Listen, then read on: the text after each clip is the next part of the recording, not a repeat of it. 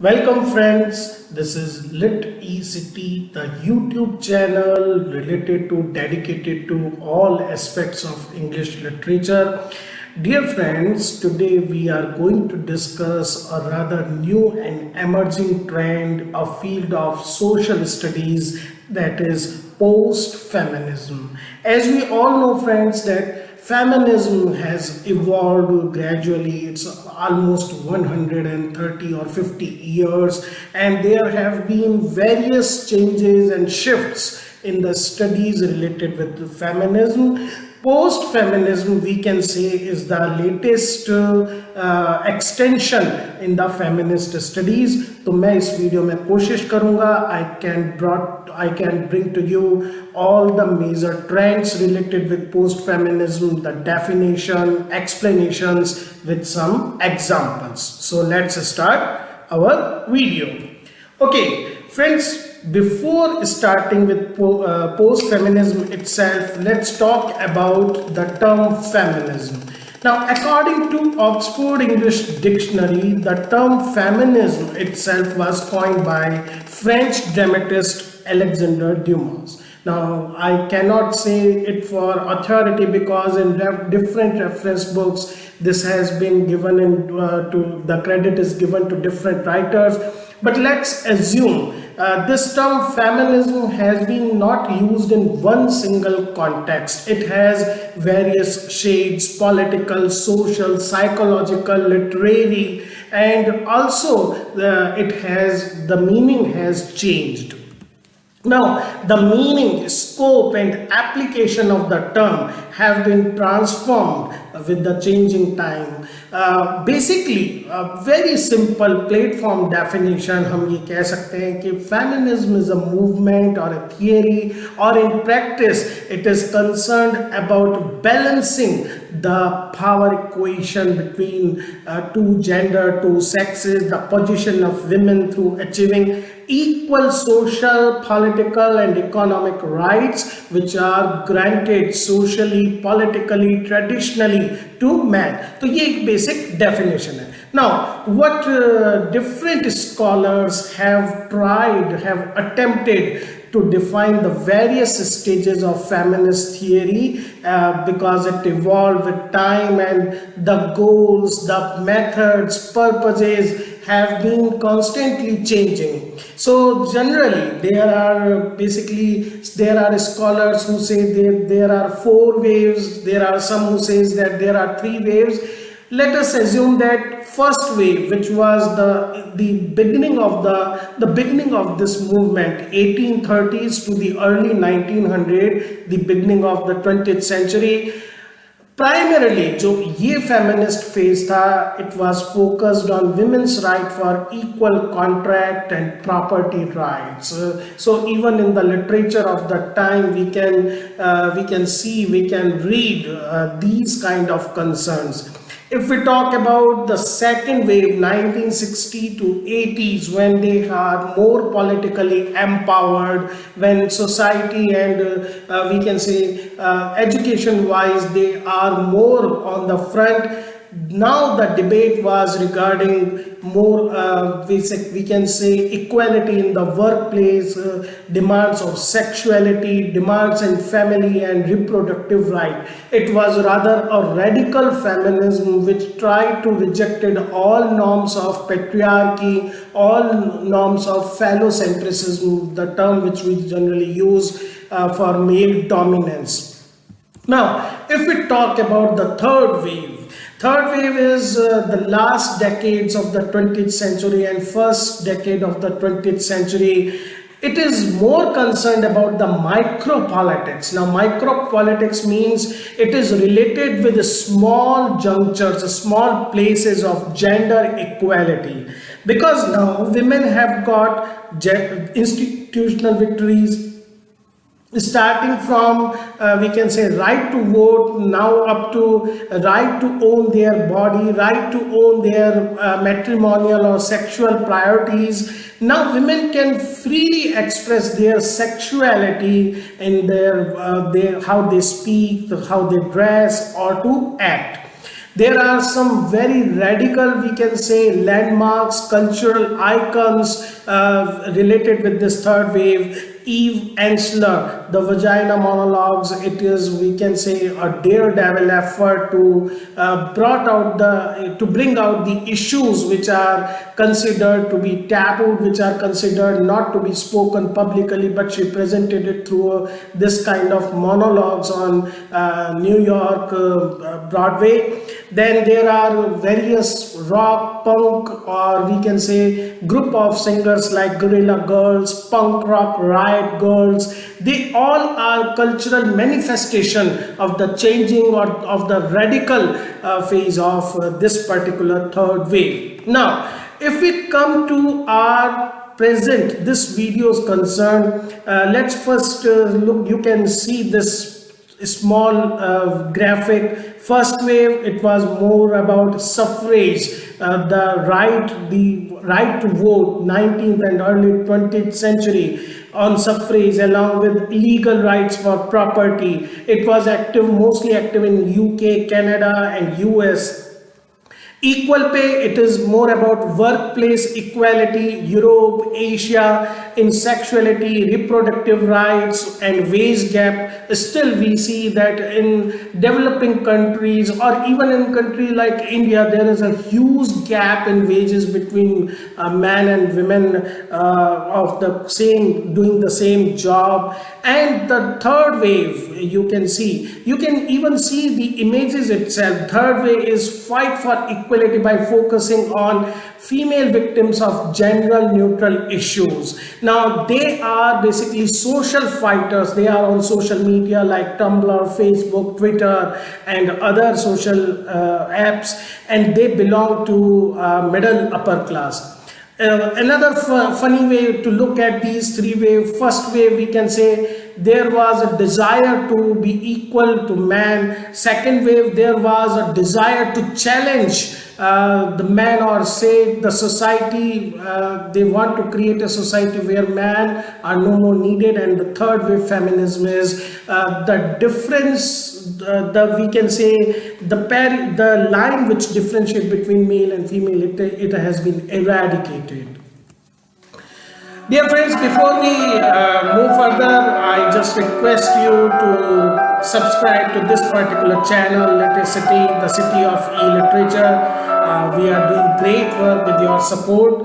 And okay, now let's start about our post-feminism, which is an extension, which is, we can say, rather a new branch of the third wave feminism. And as a term, it is very difficult to define.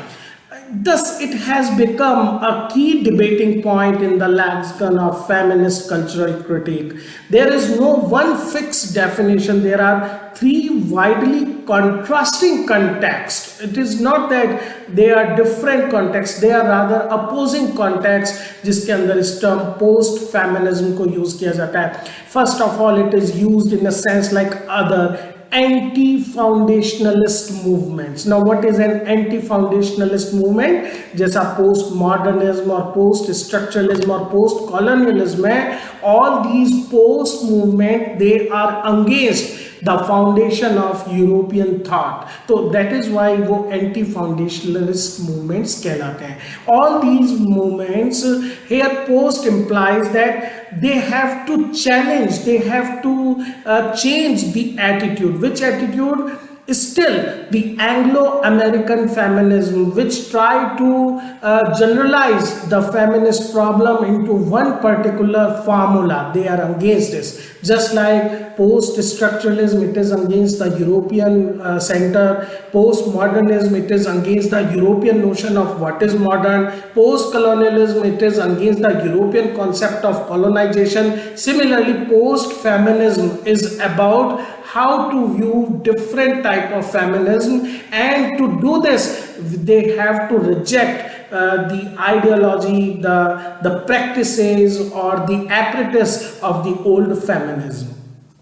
There are theorists like Julia Kristeva, Helen Zhu, Laura Mulvey, Judith Butler. They have challenged the earlier feminist debates, and because they focus on marginal and ignored aspects of feminism. For example, they look at transgenders, they look at third country, or we should not use this term, they at the developing countries, and they look at those things which have been either ignored or taken for granted by the Anglo-American feminist thinkers up to 1960s and 70s. So this is the first sense we can say it is post-feminism, because it is against, or it is outside the criteria of the traditional feminism. If we talk about the second context in which this term is used, it refers to the historical shift after the height of second wave feminism. In fact, it was the second wave, the 1960s to 80s, most of the goals which were desired, they were achieved. And so, according to this view of post-feminism, feminism is over. There is no need to have this movement. It is a thing of past. This interpretation implies there is need to look in different direction than those which were taken by traditional feminist approaches. You may think, आपको लगेगा जो first approach और second approach में क्या difference है? The first approach says that okay, we have to reject the Anglo-American models of feminist studies and try to evolve new methods. जबकि ये जो post-feminism का second approach है, ये कहता है feminism he there is no need to be to feel that there is need to be feminist or to do feminist studies.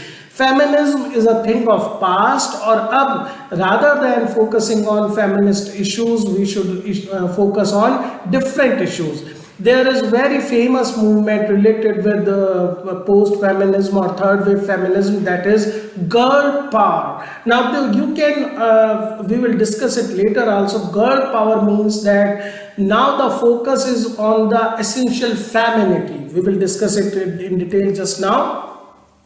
But before that, let's look at it.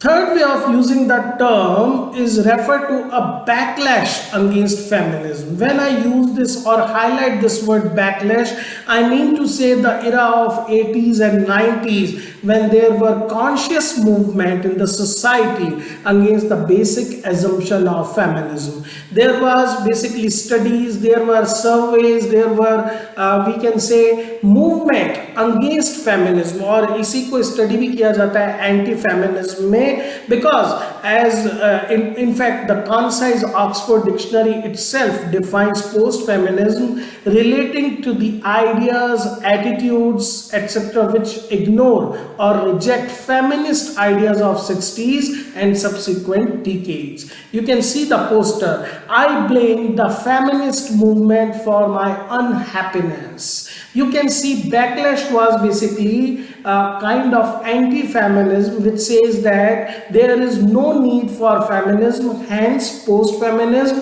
or feminism has caused much problem for women themselves rather than helping them. So it is kind of a backlash against feminism.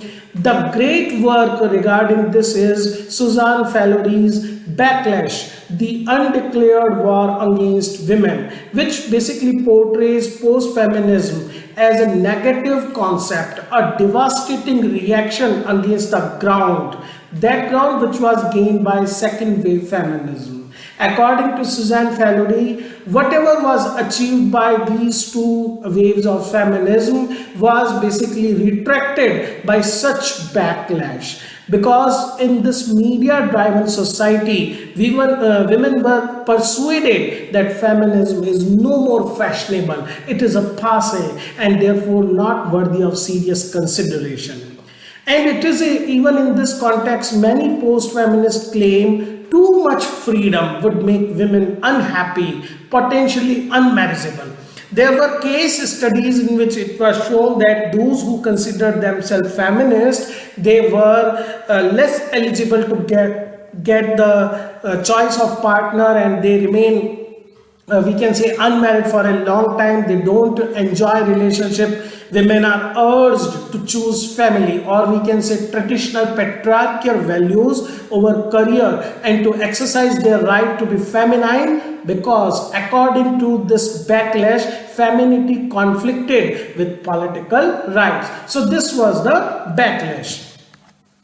There is another very good work in this context, that is Tanya Modleski's Feminism Without Women, Cultural and Criticism in a Post-Feminist Age. It is a collection of essays. It also points out that post-feminism thinking is actually negating the critique and undermining the goals of feminism. जो भी goals थे feminism को, उनको undermine करना, उनको reject करना, उनको refuse करना. So trying to go back to the pre-feminist world. Here I have taken two examples of the poster which was part of anti-feminist movement. You can see, I don't need feminism because I am not a victim. There is no war against me. I have and will continue to succeed in life because I work for it, not used my gender, get out of so-called. And last one also, I don't need feminism because I made my own choice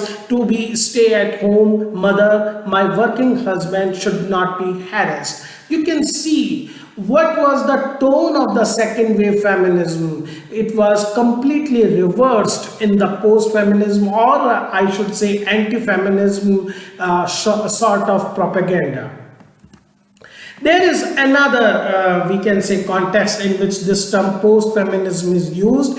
It covers the concept of rather 20th century concept of brave new world, the girl power, androgyny, pluralism. These are different terms, right? Girls, free girl, still to girl, which are used to refer to a world of young women. They are bold, self-assured, competitive, and they do not require old feminism to secure space for themselves. Rather than fighting to be called women, this generation like being girl. They embrace this word girl and making it empowering, even threatening. That is why they have changed the spelling from GIRL to girl, as if there is a sign of girling also in it. You can see they once again try to put makeup, heavy makeup, use of girlish clothes and style,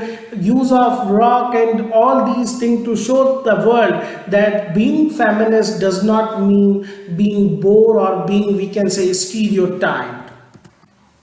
Another related post-feminist notion is to look at femininity as a bodily property. You should have heard this famous slogan, my body, my rules. So this is, we can say, marked re-sexualization of the women's bodies and an emphasis upon consumerism, which is obviously the byproduct of consumerist age and the commodification of difference. How women can appear, how they can show themselves to be different. This sexualized girliness actually was a response to the anti-feminist backlash of 1980s, because ये जो anti-feminist stance था, they tried to prove that second wave feminists were typically shrill, always argumentative, hairy and unfeminine, and no man would ever want them. So instead, this post-feminist, especially the younger generation, they adopted all kinds of ideas and languages and aesthetics जो second wave ने reject करी थी, like makeup, high heels and high feminine girliness. And in popular culture, we can see it. Lot of sitcoms, lot of pop groups, Spice Girl, which was, we can say, the pop icon of early 20th century, or we can say 90s and to the first decade of the 21st century. Helen Fielding, she wrote this novel, Bridget Jones' Diary, which was later adapted into a highly successful movie. In fact, 3 parts were made of it. It was considered to be the poster child of post-feminism, a woman who dates many men, who drinks, and who is not afraid of using fashion to get promoted. This trend was later found in many popular sitcoms like Sex and the City, Ally McBeal, and Desperate Housewives, in which no woman is basically trying to reduce her femininity, but rather they express themselves with their sexuality, with their body, with their makeup, with their particular feminine or girlish aesthetic. So last comment should be of Angela McRobbie, who argues that the very distinctive thing about post-feminist culture is a two-way dealing with it. It is selectively defined feminism, which is the first wave or second wave feminism is taken into account. It is analyzed and repudiated. This means there is a double entanglement, both doing and undoing of feminism. They, unlike anti-feminist, post-feminist also raise issues, also take into account the issues raised by the earlier feminists. But they also reject, they also refuse to use only selectively used criteria. So it is, we can say, double entanglement, a beautifully defined word. So let us sum up the post-feminism. बहुत simple language में अगर अपन कहें, there are 4 basic assumptions. The first is support for feminism among women decreased in 80s and 90s, which gave rise to post-feminism. Anti-feminist sentiment is increasing among young women. They don't want to be indulged in old debates or traditional debates of man versus women, or need of feminist spatial priorities or rights, or the imbalance, such kind of debates. They are not interested. Many young women feel that feminism has obtained its primary ends, what it was aimed for: right to vote, reproductive choice for women, abortion rights, increased representation of women in position of power. So once again, post-feminism means they don't need the old strategies because they have achieved their goals. And the last, culture whereby women do not want to be labeled as feminist, but still support feminist goals like equal pay for equal work and economic independence. So this is all about post-feminism, and we can conclude it is not that women no longer support feminism. It is that they no longer support the connotation that feminism has acquired. They want new, we can say, definition. They want something, new extension, which is related with the present world.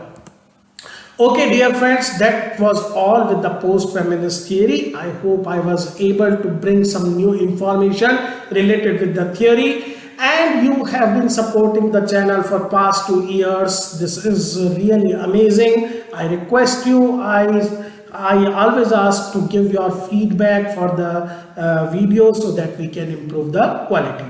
Thank you, dear friends.